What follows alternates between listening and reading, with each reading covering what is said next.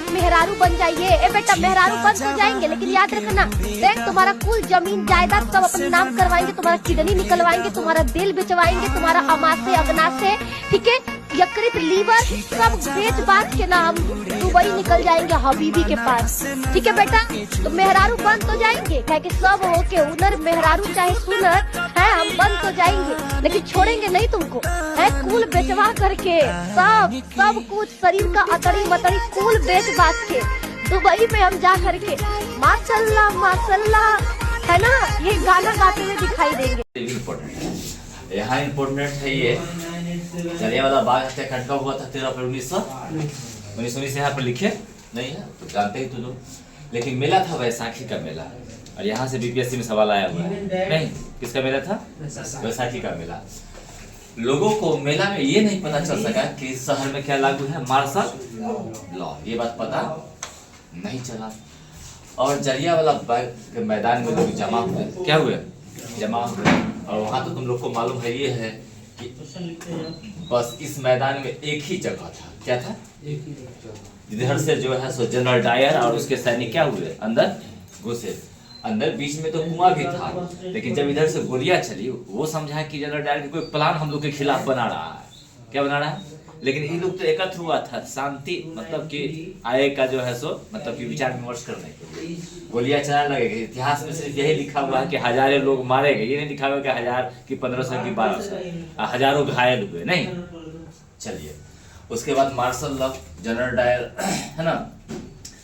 अब यह जो घटना घटी, हजारों लोग मरे, तो भारत के शहरों में क्या हुआ?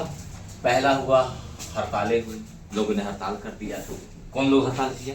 जो लोग भारतीय लोग जो अंग्रेजों के सेवा में लगे हुए थे, कुछ सैनिक थे, कुछ उसके फैक्ट्री में काम कर रहे थे है ना, कुछ उसके चमचे थे है ना, ये सब क्या करने लगा?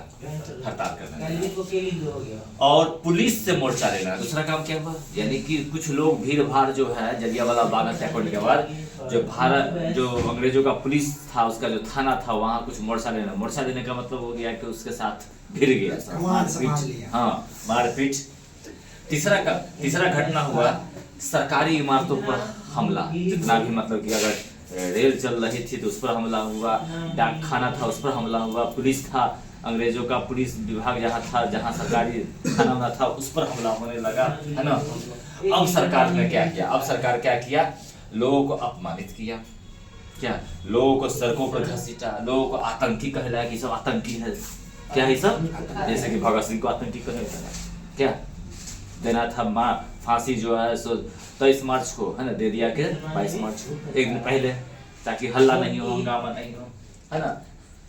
चलिए दूसरा काम क्या हो गया? सत्याग्रहियों को, जो सत्याग्रहियों था, सत्याग्रही मतलब जो देश के लिए लड़ता था है ना, उसको सड़क पर नाक रगड़ने के लिए मजबूर किया, घसीटा गया सड़कों पर। क्या मतलब?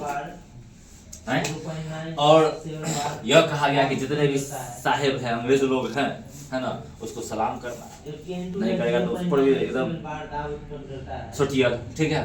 उसके बाद लोगों को कोड़े मारे गए, कोड़े मारे चाबुक की तरह जो होता था दे पिछुआड़ा में है ना, गर्म पानी से कलेहो के सेकना है नमक डाल के, है कि नहीं। चलिए और क्या हुआ?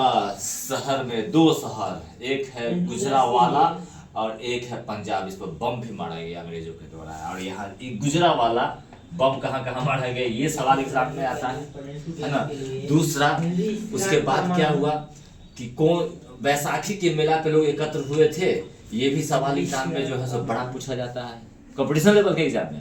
चलिए उसके बाद आइए, उसके बाद अब गांधी जी सोचे, इतना घटना होने के बाद, ये सारे घटना होने के बाद गांधी जी अपना जो आंदोलन चला रहे थे सत्याग्रह, वो क्या बोलेगा, क्या वापस लेना है।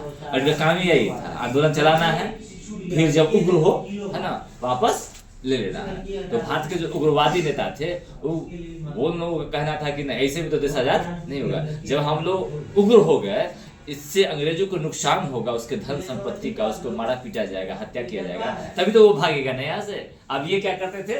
वापस आंदोलन चलाना है, वापस लेना है। आंदोलन क्यों चलाए थे? वापस इसीलिए लेते थे कि चाहते थे कि हिंसा में, क्योंकि मारकाट होगा कहीं सबसे उम्रदराज अनुभवी और जानकार यही थे। मारकाट होगा कहीं, करेगा युवा, है ना, करेगा लड़का फड़का, फंस जाएगा बुढ़वा, है ना। इस जेल कितना बार चले गए यही चक्कर में, ठीक है। फिर दूसरी घटना उसी समय में हुई कि फर्स्ट वर्ल्ड वार में तुर्की की हार हो गई। किसकी हार हो गई? तुर्की का जो धार्मिक नेता है उसको क्या कहता था? खलीफा। क्या कहता था? क्या कहता था उसको? खलीफा। ये खलीफा जो था ऑटोमन साम्राज्य को कहता था संधि करने के लिए। क्या करने के लिए? संधि करने है।